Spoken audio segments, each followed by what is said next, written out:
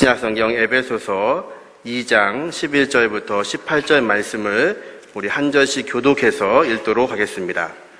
그러므로 생각하라. 너희는 그때에 육체로는 이방인이요 손으로 육체에 행한 할례를 받은 무리라 칭하는 자들로부터 할례를 받지 않은 무리라 칭함을 받는 자들이라.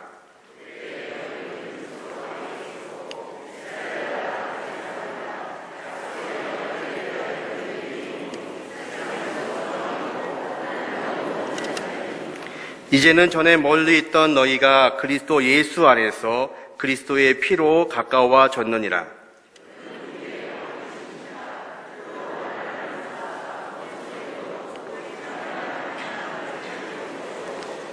법조문으로 된 계명의 율법을 폐하셨으니 이는 그들로 자기 안에서 한 세 사람을 지어 화평하게 하시고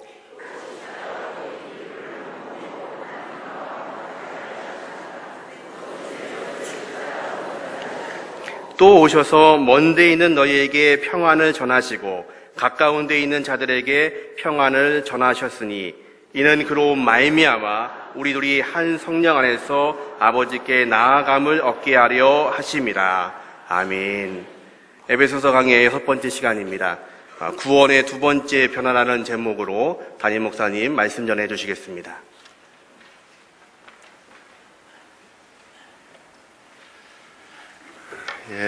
오늘 오신 여러분들을 환영합니다. 특별히 이상각 안수 집사님께서 6타석 6안타를 치셨는데 송은호 청년께서 오늘 함께 예배에 참석해 주셨습니다. 잠깐 일어서시면 잘생겼네요. 네, 환영합니다.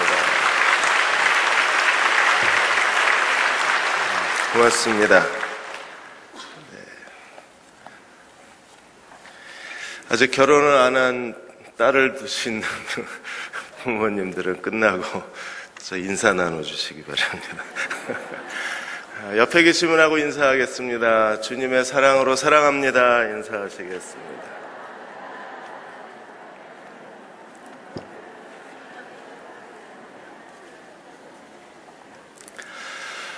저는 찬양이 아름다워서 함께 드리는 예배가 너무 좋고요. 또 여러분들 정말 좋은 교회 다니고 계신다는 생각을 하게 됩니다.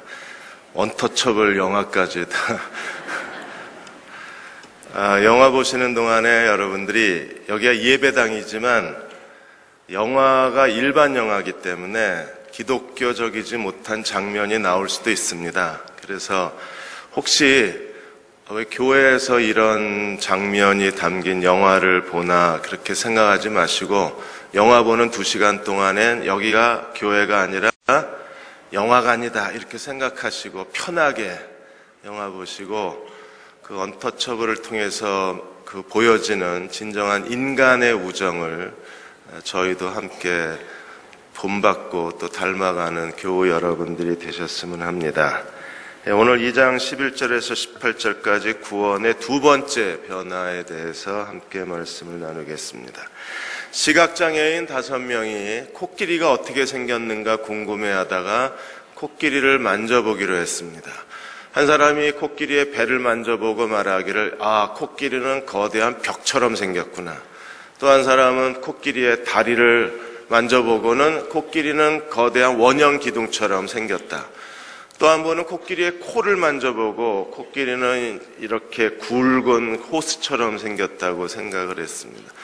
또 한 번은 코끼리의 그 꼬리를 만져보고 코끼리는 채찍처럼 생겼다, 밧줄처럼 생겼다. 마지막 분은 코끼리의 귀를 만져보고 코끼리는 큰 부채처럼 생겼구나 그렇게 생각을 했습니다. 그리고 5분이 각각 코끼리에 대해서 설명을 하는데 벽이다, 기둥이다, 호스다, 부채다 이렇게 얘기를 했습니다. 여러분 누가 옳을까요? 우리가 교회에 대해서도 각각 자기 주관적인 얘기를 할 때가 많이 있습니다. 교회는 이런 거야.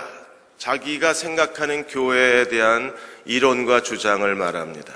그러나 우리가 교회를 어떻게 생각하든지 세상 사람들이 교회는 어떠해야 되는지 내가 설명하고 세상이 설명하는 것보다 더 중요한 게 있어요. 존 스타트 목사님 말한 것처럼 우리가 어떤 주장을 하는 건 중요하지 않다. 더 중요한 건 주님이 교회에 대해서 어떻게 말씀하시는가가 가장 중요하다고 했습니다. 왜 주님이 말씀하시는 게 중요합니까? 그리스도께서 교회의 설립자가 되시고 교회의 머리가 되시고 그분이 교회의 심판자이시기 때문에 주님이 교회를 어떻게 만드셨고 그분이 교회에 대해서 어떤 비밀을 가지고 계시고 주님이 만드신 교회가 어떤 교회인가를 아는 것이 우리에게 중요합니다. 오늘 2장 11절에서 18절까지는 하나님의 언약적 관점에서 본 구원의 변화를 설명하고 있어요. 2장 1절에서 10절까지는 개인의 삶 속에서 예수 그리스도를 믿었을 때 어떤 변화가 일어나는가, 함께 후사가 되고 함께 지체가 되고 함께 약속에 참여하는 자가 삼중적 변화가 일어났습니다. 그렇다면 아브라함의 언약적 관점에서 봤을 때 교회는 어떻게 창조가 되어 있고 교회의 생명력은 무엇이고 교회는 어떤 모습이어야 하는가를 오늘 본문을 통해서 저희가 함께 생각해 보고자 합니다. 여러분, 교회는 우리가 생각하고 우리가 말하는 것보다 훨씬 더 크고 훨씬 더 영광스럽고 훨씬 더 위대합니다. 그러나 교회에서 일어나고 있는 크고 작은 부끄러운 일과 온갖 비리와 인간의 부패된 현상으로 말미암아 우리는 교회를 실망하고 교회에 대해서 함부로 말하고 교회에 대해서 무례할 정도로 교회를 비판하지만, 그러나 그리스도가 처음 만드신 교회는 가장 영광스럽고 가장 위대한 교회였었어요. 오늘 이 시대에 우리가 그 교회의 영광을 회복해야만 합니다. 모두가 다 지금 스마트폰을 쓰고 계십니다. 저는 갤럭시를 쓰고 있습니다. 이건 이름 그대로 스마트폰입니다. 그런데 이 스마트한 많은 기능이 있음에도 불구하고 우리가 이 스마트폰을 투지폰, 옛날 휴대폰처럼 쓰고 계신 분들이 계십니다. 화면 캡처라는 게 있습니다. 그동안에는 홈 버튼하고 전원 버튼을 동시에 누르면 화면이 캡처돼서 그림 파일로 저장이 됐습니다. 그런데 모션 기능을 활용을 하면 화면 홈 버튼, 전원 버튼 누를 필요가 없이 손가락으로 화면을 오른쪽에서 왼쪽으로 쓱 긋기만 하면 저절로 화면 캡처가 됩니다. 전화벨이 막 울리는데 옆 사람에게 부담을 주는데 전화 벨소리 줄이려고 볼륨을 줄일 필요가 없습니다. 모션 기능을 활용해서 그냥 뒤집으면 전화벨이 멈춥니다. 알고는 계셨나요? 음성 명령 기능도 있습니다. 아침에 알람이 시끄럽게 울릴 때 중지! 이러면 얘가 알아서 멈춥니다. 그래 다시 시작! 이러면 자기가 알아서 시작을 합니다. 이런 기능들이 스마트폰의 기능들입니다. 그런데 우리는 이런 최첨단의 기능을 스마트폰에 내장된 많은 기능들을 활용하지 못하고 단순히 옛날 휴대폰 쓰듯이 전화만 걸고 있다면 아깝잖아요. 동일합니다. 하나님께서 예수 그리스도를 통해서 이 땅에 창조하신 하나님의 교회의 그 위대함과 영광을 보지 못하고 우리가 단순히 교회를 예배만 드리러 왔다 갔다 한다면 우리는 하나님이 더 큰 은혜를 주셨는데도 불구하고 그걸 못 누리고 사는 거예요. 교회는 무엇인가? 교회의 비밀과 영광이 무엇인가를 우리가 함께 보겠습니다. 첫째로 2장 11절 12절에 보시면 구원받기 전 우리는 어떤 사람이었나? 구원받기 전에 우리가 어떤 사람이었는지 하나님 우리의 과거를 그대로 폭로하셨습니다. 2장 11절에 그러므로 생각하라. 우리가 구원받았다는 것이 얼마나 하나님의 큰 은혜고 하나님의 놀라우신 사랑인지를 자주 망각할 때가 있습니다. 그래서 바울은 그러므로 생각하라. 우리가 구원받기 전에 그때에 어떤 사람이었나? 우리는 이방인이요 할례를 받은 사람들에게 무할례당이라 일컬음을 받은 사람입니다. 여러분, 우리의 과거에 우리는 어떤 사람이었느냐면 이방인이요 무할례당입니다. 뭐 이방인이면 어때서? 아니요, 무할례당? 나 무할례당 맞지? 이 이방인이요 무할례당이라는 것은요 아브라함의 언약적 관점에서 보면 하나님의 유업, 하나님의 구원, 하나님의 은혜에서 완전히 제외된 사람입니다. 자격이 없는 사람들이에요. 하나님께로부터 나아가는 길이 차단된 사람이고 하나님께 버림받은 사람입니다. 여러분, 다윗이 엘라 골짜기에서 블레셋의 골리앗이 그 3m가 넘는 골리앗이 긴 창틀 같은 창을 들고 나왔을 때 골리앗에 대해서 다윗이 뭐라고 그러고 앞으로 나아갔습니까? 이 할례받지 못한 자요. 다윗의 눈에는 골리앗의 그 신장과 용맹함과 가나안에서 가장 뛰어난 장군이라는 그의 명성과 뛰어난 칼솜씨보다도 다윗의 눈에는 그냥 할례받지 못한 자였을 뿐입니다. 인간이 아닙니다. 인간의 가치가 없는 겁니다. 인간에 대해서 전혀 존엄성을 부여하지 못한 말이 이방인이요 무할례당이라는 말이에요.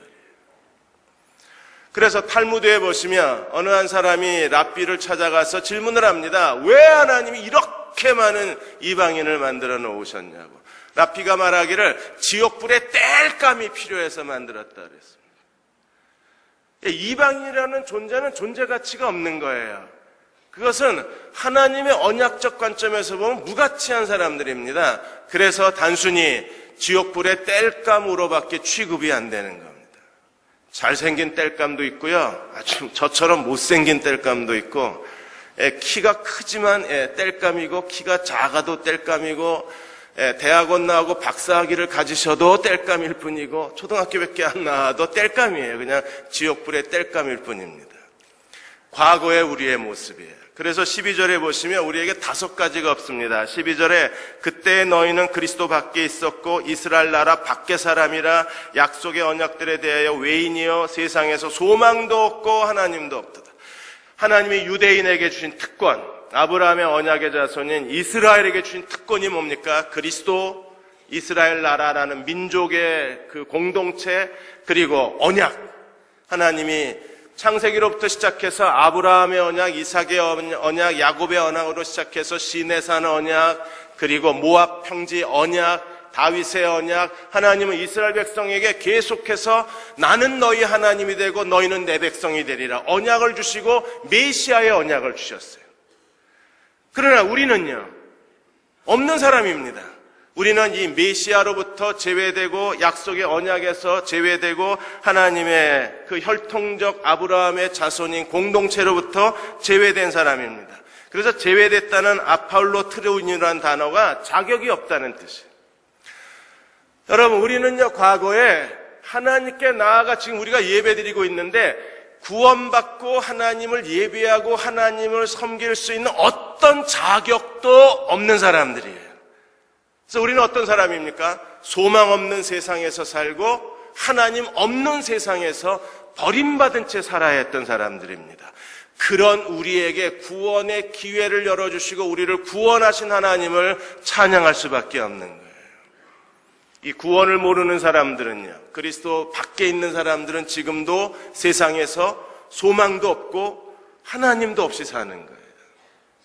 실존주의 철학자 샤르트르가 죽었을 때, 여러분 그 샤르트르가 1980년 4월 16일 날 죽었는데, 그가 1980년 3월에 프랑스 파리에 있는 한 병원에 폐수종으로 입원을 했습니다. 샤르트르는요 실존적 자유를 부르짖었던 사람입니다. 무엇보다도 인간으로 하여금 죽음으로부터의 자유를 외쳤던 사람이에요. 죽음으로부터의 자유가 인간이 추구해야 할 진정한 자유라고 그랬습니다. 그러나 샤르트르는요, 그가 3월에 폐수종으로 입원했을 때 죽음에 대한 직감을 가지고 죽음에 대해서 거의 발악하다시피 했습니다. 나중에 샤르트르가 죽은 다음에 프랑스 언론들이 샤르트의 죽음에 대해서 묘사를 했는데, 그는 죽음을 거부하고 죽음을 두려워하고 죽음에 대해서 발악할 정도로 저항했다 그랬어요. 그는 얼마나 죽음이 두려웠는지 자기 아내에게 자기 병명이 뭔지도 말하지 못하게 했습니다.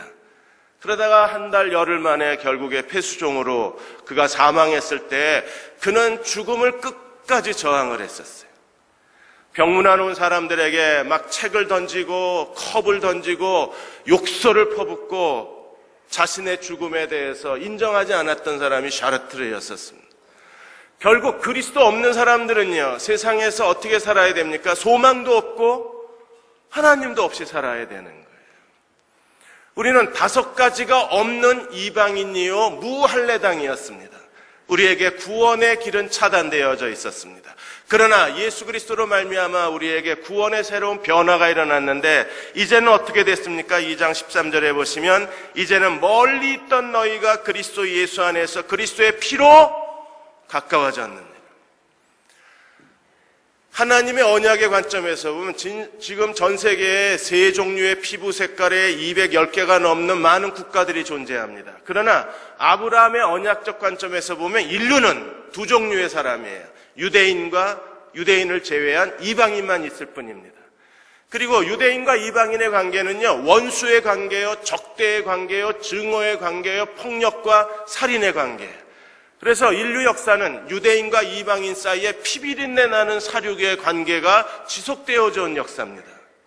우리는 성경의 구약에서 하나님이 이방인들을 통해서 자기 백성을 다루시고 유대인들은 또 이방인에 대한 증오의 관계를 계속해서 이어져 왔다는 것을 보게 됩니다. 그리고 2차 세계대전 때에는요, 독일의 히틀러에 의해서 많은 유태인들이 살해를 당하면서 유대인과 이방인의 피비린내 나는 살육의 역사가 계속 전개되어져 가고 있는 거예요. 그래서 이방인과 유대인은요, 도저히 서로 화목할 수도 없고 서로 친해질 수도 없고 서로 어떤 협정도 맺을 수 없는 그런 버림받은 관계예요. 그래서 원수된 관계입니다. 아마 우리가 일본 사람들 싫어하는 것보다 더 유대인들은 이방인을 싫어하고 이방인들은 유대인을 싫어했을 거예요. 유람선이 침몰했습니다. 그래서 구명보트에 10사람이 탔는데 그 구명보트의 정원은 7명입니다. 구명보트가 가라앉으니까 사람들이 누가 3사람이 우리를 대신해서 희생해주면 우리 7사람이 살 수 있을 것 같다. 그러자 미국 사람이 벌떡 일어났습니다. 세계 최강대국의 미국인의 긍지를 살려서 여러분을 위해서 내가 희생하겠다. 그리고 바다로 뛰어들었어요. 그 모습을 보았던 영국 사람이 대영 제국의 신사도를 발휘해서 바다로 뛰어들었습니다. 세 번째 대한민국 사람이 벌떡 일어났습니다. 와, 사람들이 감동을 했습니다. 야, 대한민국 사람들이 이렇게 다른 사람들을 위해서 희생하는 민족이구나. 감동을 받는 순간 대한민국 사람이 옆에 있는 일본 사람을 발로 차 넣습니다. 우리는 그렇게 싫어합니다. 밉상이잖아요. 아베가 하는 거 보십시오. 일본 지방의원들이 지금 미국에 있는 소녀상 앞에 가서 추태를 벌이지 않나, 위안부 문제 그리고 여러 가지 문제, 신사참배 이런 걸로 주변국들을 계속 자극을 하니까 하는 짓이 밉상이잖아요. 어떻게 도저히 사랑할 수 없는 사람을 옆집에 두고 우리가 사는 겁니다. 그런데 이보다 더 증오의 관계가 유대인과 이방인의 관계인데, 예수 그리스도의 십자가의 죽음으로 말미암아, 그리스도가 그 십자가에 흘리신 피로 말미암아 이 이방인과 유대인, 너무 멀리 떨어져 있던 이방인과 유대인을 그리스도가 가까이 하게 만드셨다 그랬어요. 어떻게 그런 일이 가능한가? 주님은 분명히 뭐라고 그러셨습니까? 멀리 있던 너희가 그리스도 예수 안에서 그리스도의 피로 가까워졌느니라.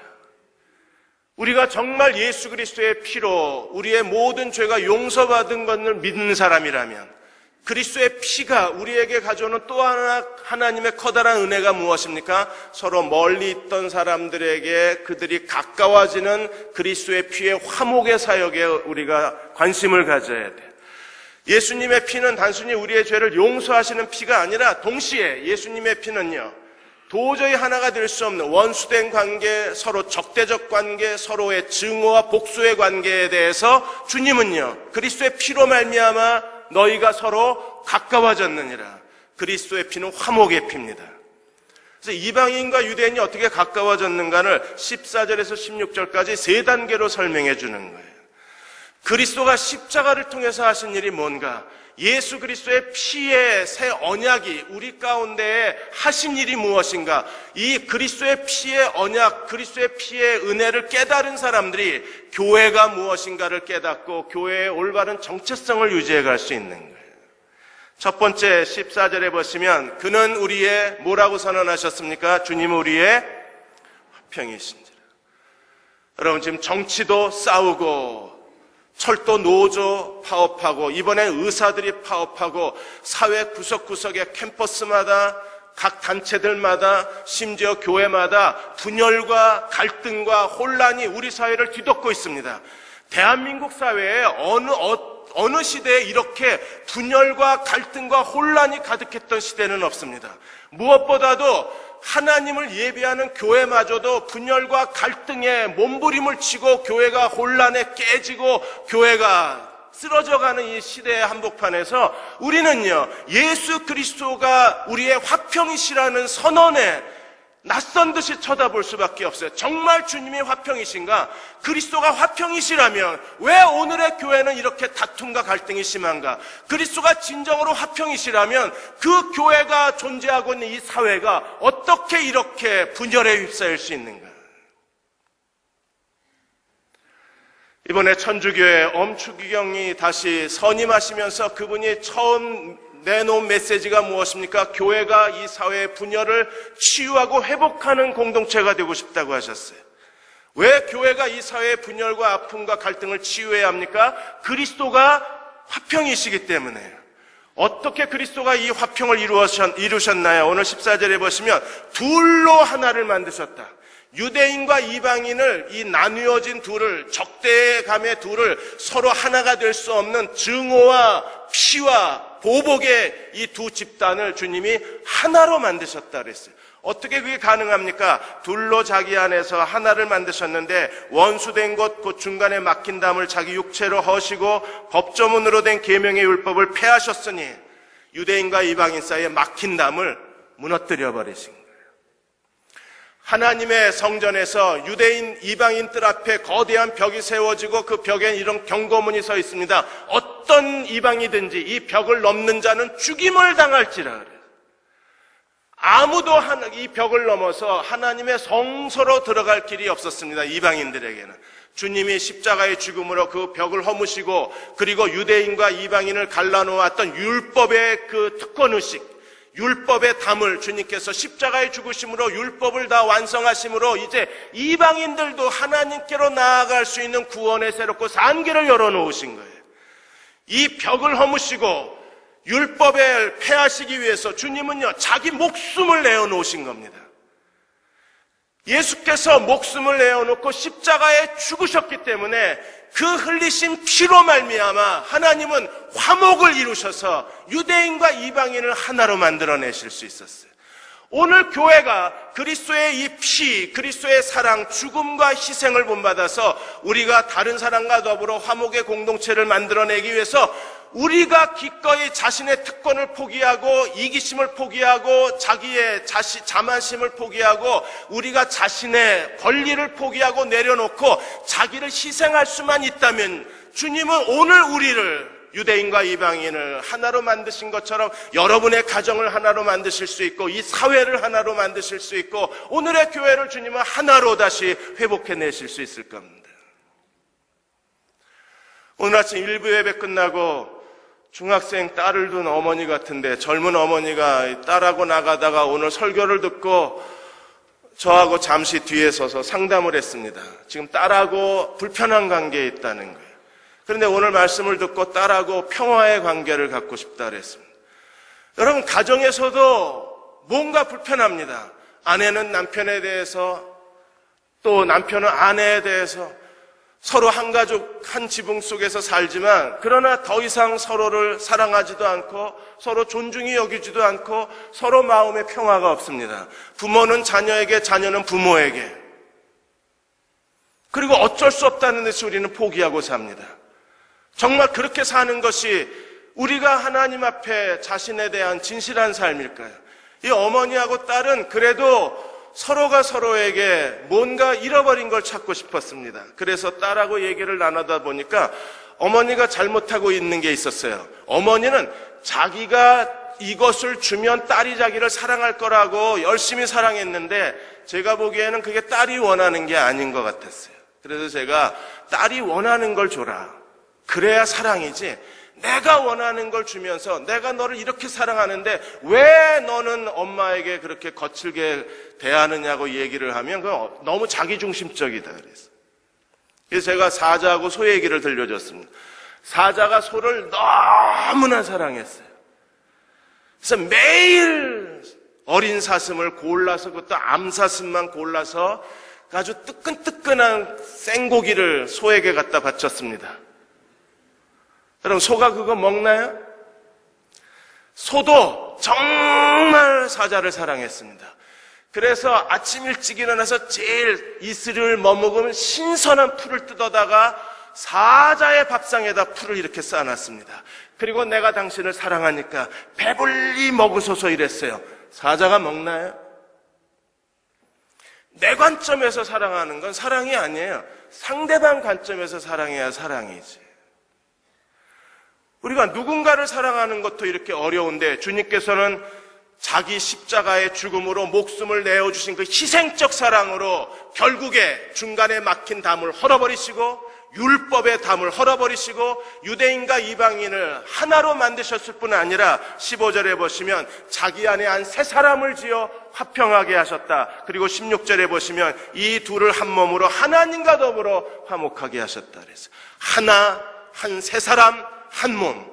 예수 그리스도가 십자가로 이루신 것이 무엇입니까? 결국 유대인과 이방인을 둘을 융합시키셔서 주님은요, 이 땅에 유대인도 아니요 이방인도 아닌 전혀 새로운 인류, 하나님의 새로운 공동체를 창조해내셨는데 그 하나님의 새로운 인류, 하나님의 새로운 민족이 무엇입니까? 예수 그리스도의 몸으로서의 교회예요.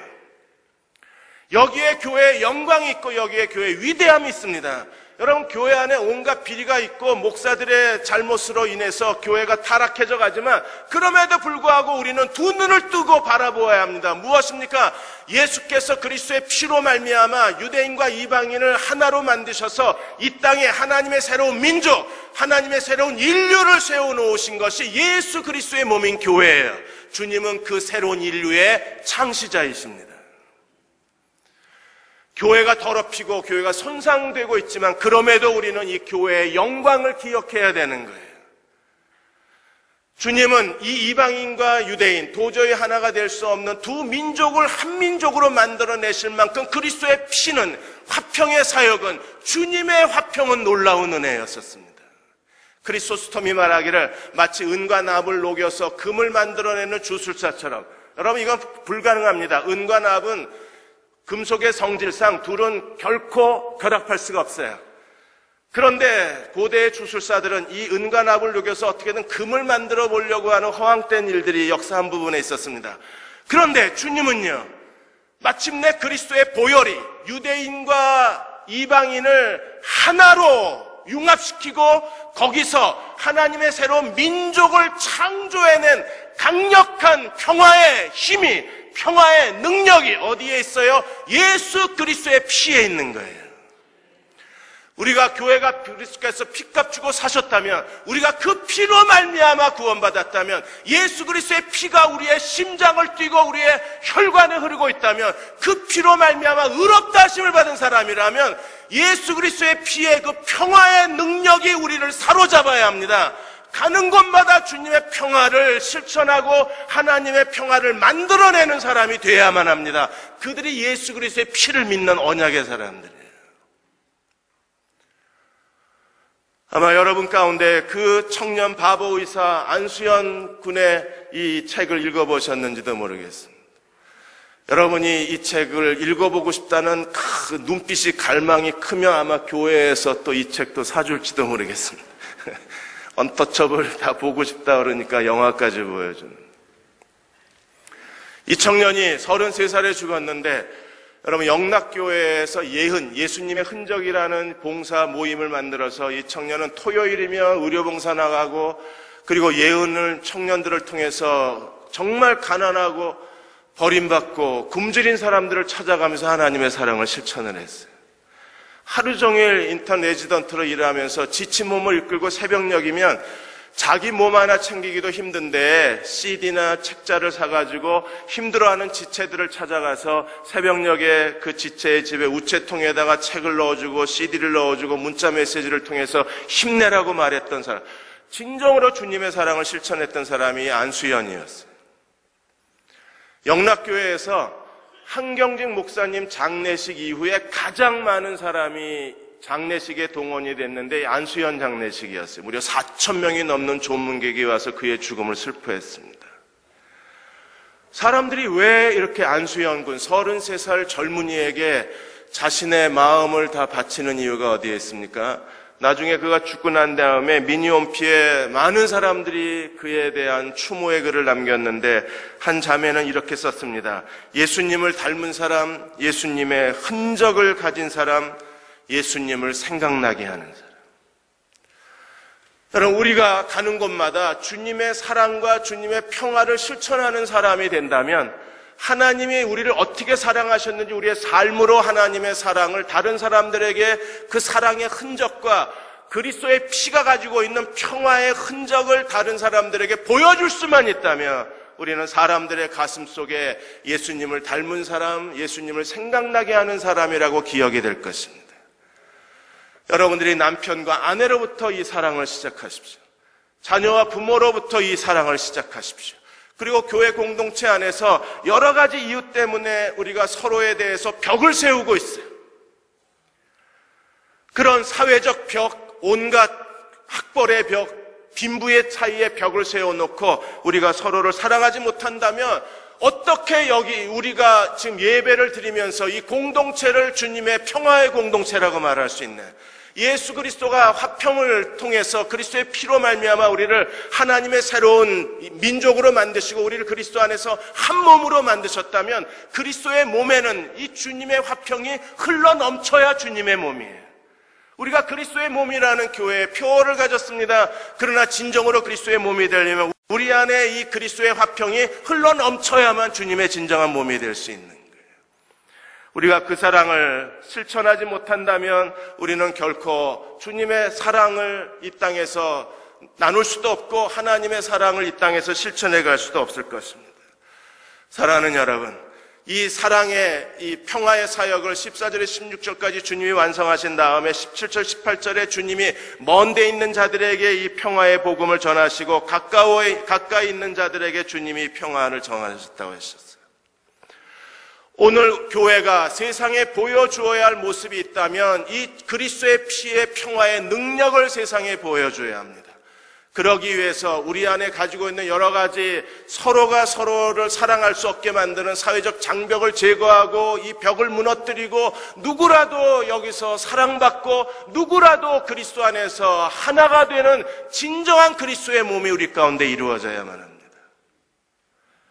지난 금요일 날 목사님들하고 금요 기도회 때문에 같이 저녁 먹고 들어오는데 남노한 할머니 한 분이 교회 로비에서 걸어오고 계셨습니다. 그래서 그냥 지나가려다가 너무 힘들어 보이셔서 무슨 일이시냐고 여기 왜 오셨냐고 너무 기도의 시간하고는 일찍 오셨으니까 그랬더니 할머님이 내동에 사시고 다른 교회에 출석하시고 집사님이신데 너무 먹고 살기 힘드니까 교회가 좀 도와줬으면 바라고 오신 거예요. 그래서 목사님들이 사무실에 모시고 가서 저녁 식사비로 조금을 드렸습니다. 저는 그 할머니가 교회를 찾아오는 걸 보고 너무나 감사했습니다. 가난한 사람들이 언제든지 열린 문을 통해서 이 교회에 도움을 받으러 사랑을 받으러 찾아올 수 있는 교회라면 희망은 있는 거예요. 하루에 몇만 명이 오더라도 우리는 그분들에게 주님의 사랑과 주님의 평화를 나누어 드리고 싶습니다. 그 많은 사람을 다요? 예, 다 나눠줄 겁니다. 왜요? 그러면 하나님이 여러분 축복하지 않으시겠어요? 여러분을 축복해야 여러분이 더 많은 헌금을 하고 그 헌금을 더 많이 하면 우리는요 찾아오는 사람들마다 다 도와줄 거예요. 그 할머니를 보면서 옥하는 목사님을 생각했습니다. 옥하는 목사님이 사랑의 교회가 점점 강남에 위치해 있으면서 부자들의 교회, 귀족들의 교회 그리고 많이 배운 사람들의 교회로 변해가는 것에 대해서 너무나 마음 아파하셨어요. 어느 날 저희들 앞에서 그렇게 말씀하셨습니다. 큰일 났다. 사랑의 교회가 큰일 났다. 왜요? 가난한 사람들이 없어졌다 그랬어요. 아무리 찾아가서 동네에 가난한 사람도 별로 없지만 그래도 가난한 사람들을 찾아가서 사랑의 교회에 나오라 그래도 사람들이 나오기 싫답니다. 그 교회는 이미 부자들의 교회고 많이 배운 사람들의 교회고 귀족들의 교회이기 때문에 우리 같은 사람들이 가봐야 우리는 그 사람들하고 어울리지도 못하고 교회에 헌금할 돈도 없기 때문에 안 간답니다. 여러분, 교회가 이렇게 가난한 사람들이 가기 불편한 교회가 되면 그건 죽은 거예요. 사랑의 교회는 앞에 하나님은 사랑이라고 크게 써붙여놨는데 가난한 사람들은 못 가겠답니다. 살아있나요? 그리스도의 보혈이 흐르고 있다면, 그 피로 말미암아 우리가 구원받았다면 부자들도 와서 행복하게 예배드리고 하나님을 섬길 수 있어야 하고, 가난한 사람도 자유롭게 교회에 와서 예배하고 하나님을 섬길 수 있어야 되지 않나요? 장벽을 무너뜨려 주십시오. 사랑해서 결혼해놓고 싫어하면 어떡합니까? 그 여자는 어디로 가고 그 남자는 어디 가서 삶의 위로를 받아요? 여러분이 자기 몸으로 낳아놓고 자식을 그렇게 무관심하고 자식에 대해서 제대로 부모의 사랑을 못 보아주면 걔는 어디 가요?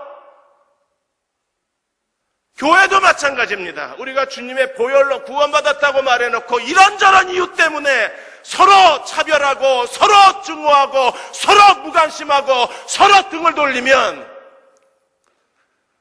이게 과연 교회인가요? 그럴 수는 없습니다. 18절에 뭐라고 말했습니까? 하나님께서 원하시는 참된 모습이 뭐예요?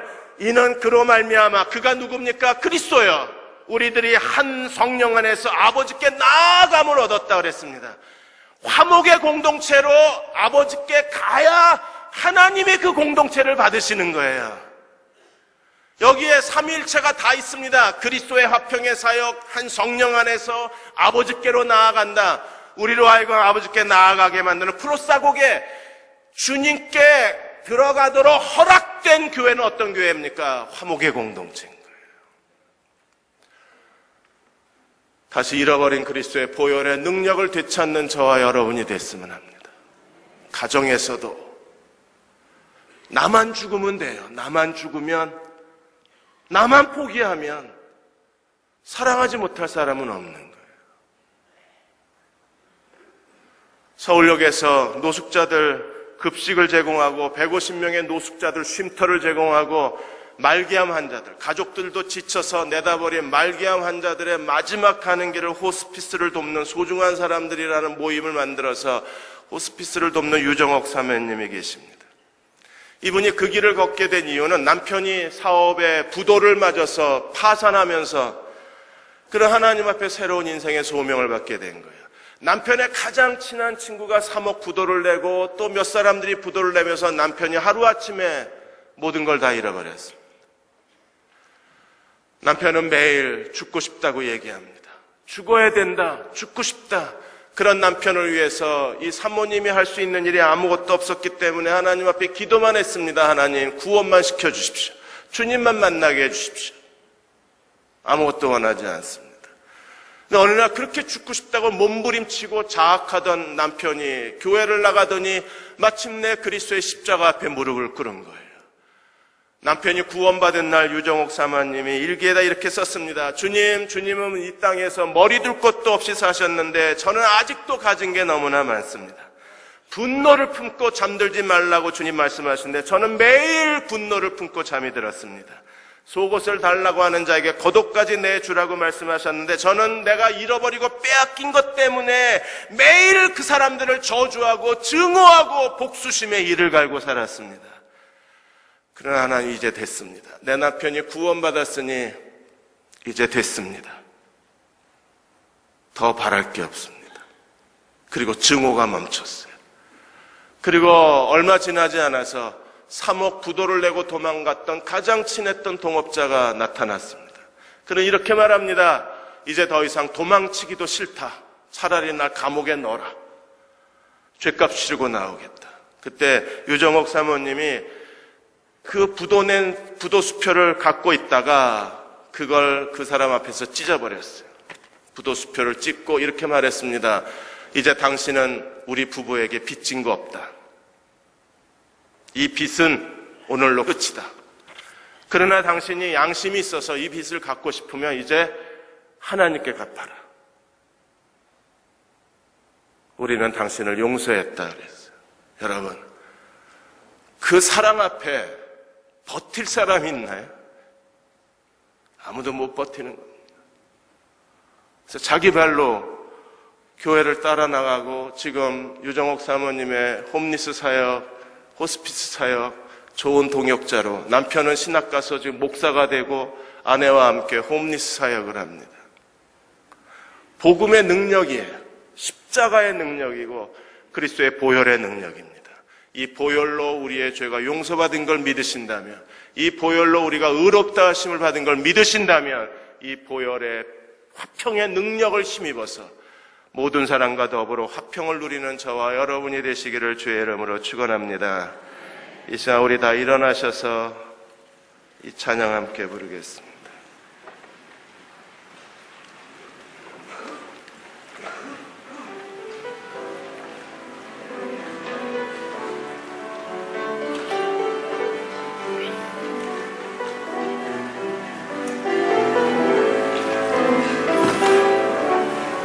하나님께서는 우리의 만남을 계획해 놓으셨네.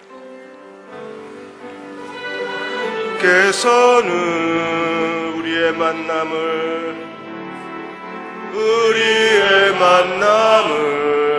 계획해 놓으셨네. 계획해 놓으셨네.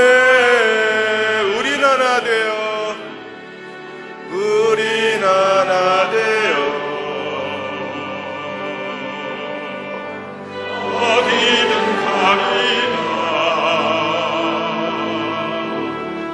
주위에 서라. 구하시는 날이라.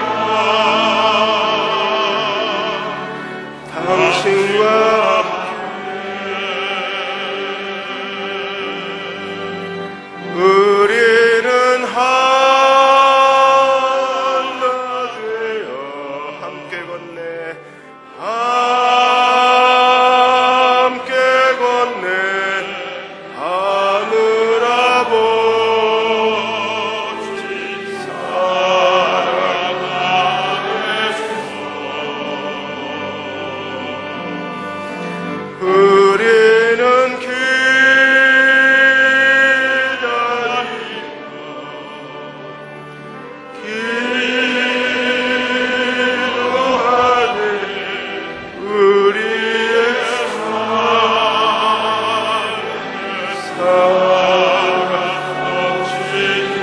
우리는 하나 되어 함께 걷네. 우리는 하나 되어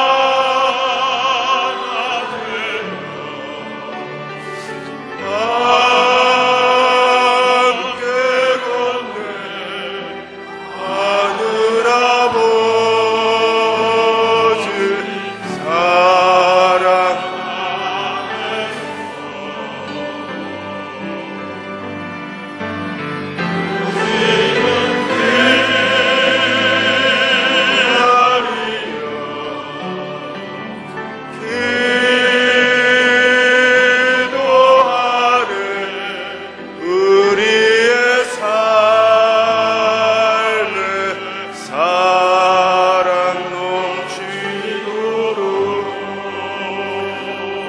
잠시 기도하겠습니다. 사랑하는 여러분, 우리 함께 가야 합니다. 같이 걸어가야 합니다.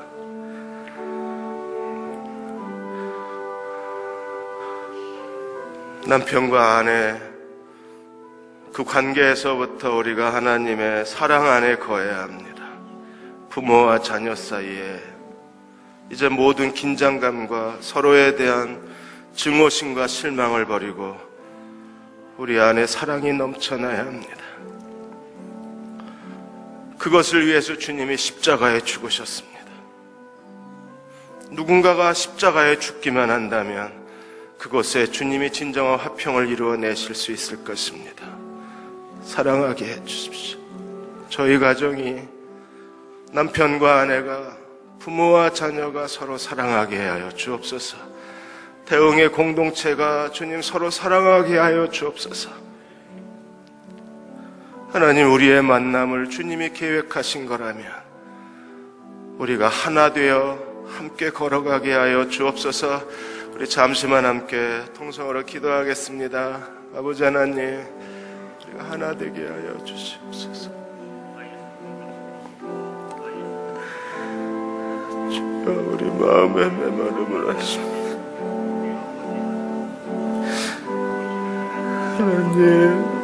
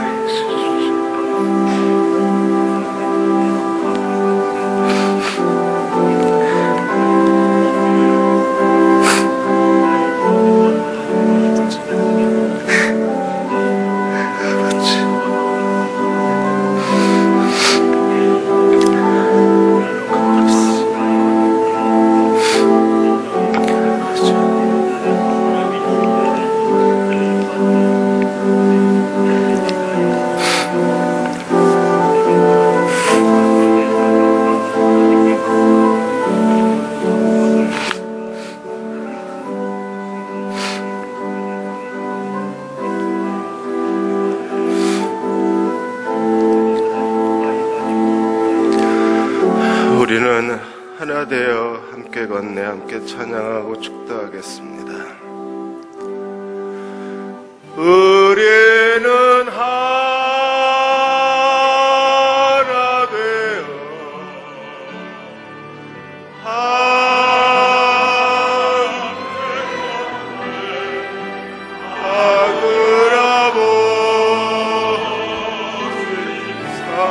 하늘 아버지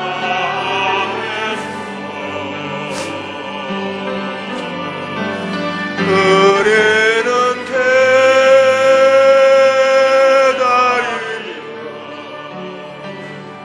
우리는 우리의 삶에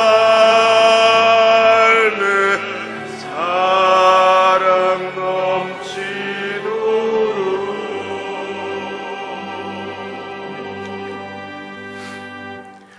할 수 있거든. 너희는 모든 사람과 더불어 화평하라. 화평의 일과 덕을 세우는 일에 힘쓰라. 하나님, 저희가 그렇게 살게 해 주옵소서. 우리의 삶의 걸음걸음마다 그리스도의 피가 우리의 걸음마다 자국처럼 남게 해주시고, 그곳에 주님의 진정한 사랑과 화평이 있게 해주시고, 하나님, 저희 가정에 주님의 화평이 넘치게 해주옵소서. 대흥의 공동체 위에 주님의 화평이 흘러넘치게 하여 주옵소서. 이 땅에, 이 국가 위에 모든 각 기관마다 주님의 화평이 다시 민족을 새롭게 하는 대한민국이 되게 해 주옵소서. 지금 우리를 죄에서 구원하신 우리 주 예수 그리스도의 은혜와 하나님 아버지의 무한하신 사랑하심,